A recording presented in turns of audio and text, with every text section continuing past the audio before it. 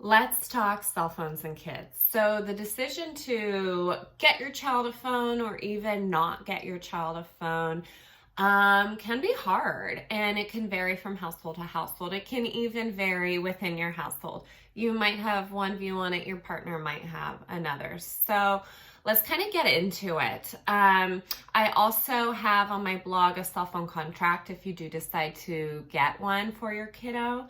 So I'll share that at the end. But what I want to say first is that whatever you end up deciding is 100% valid and up to you. I know it's not an easy choice, whatever you decide, and you might be unsure either way. So making space and acknowledging the process for you can be super important and helpful. And I want to say that whatever you decide is okay.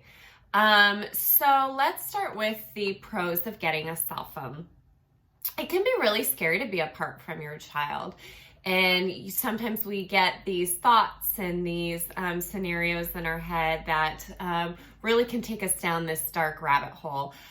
And providing a cell phone for your child can be a wonderful way to give yourself some reassurance that you can reach out to them and you kind of know where they are.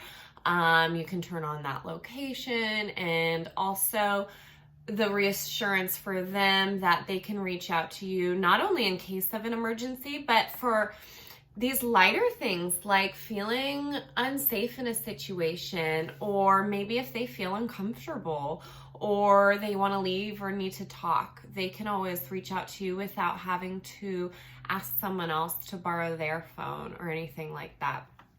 It also gives them some autonomy and responsibility.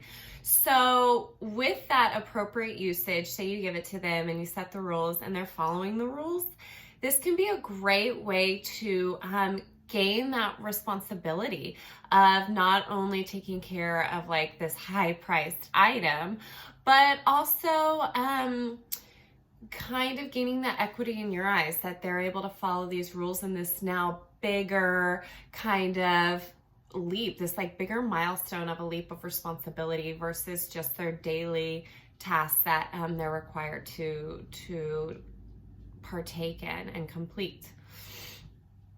Also, it is a way that they can show you that they can follow these rules and these guidelines that you set.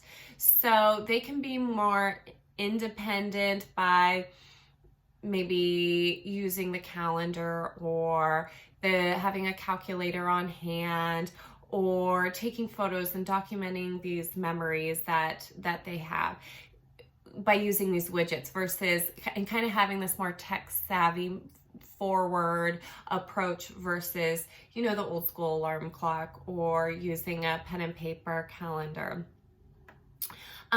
Also, let's talk about the cons a little bit as well. One of the biggest is not to jump to kind of the major one right away, but that's social comparison. So this can be done through basics such as, your friends, your child's friends aren't including them in group chats, or they're not writing back, or they share these pictures and the friends are all out doing fun things and not including your child. And that can be really upsetting. Or your child, starts to kind of compare, right? Like, am I pretty enough? Do I have enough cool clothes? Or am I doing enough fun things on the weekend, right? This like social comparison is huge. Another biggie for parents is cyberbullying and sexting. This is a major, major thing that's going on. And it really impacts kids a lot. So this can occur both with apps, and if your child doesn't have apps, think of sexting just can be done on texting. So what I want to say about this, and I will say this and stand on this hill forever, whatever you're talking about, abstinence is not going to protect them from the issue. So just saying, you know what, no phone for you because I don't want you dealing with that. Somehow they're going to be, whether they're around their friends and then the friend gets something and shows it to them. This is something that is occurring, so we need to have these conversations regardless, phone or no phone. But In regards to the phone, and you can always change the verbiage if you decide not to, we want to keep our kids protected and safe. So having open conversations is one of the best ways to do it. So saying something like, it's not okay to say mean or rude things online. It's not okay to comment on that. It's not okay to send rude texts.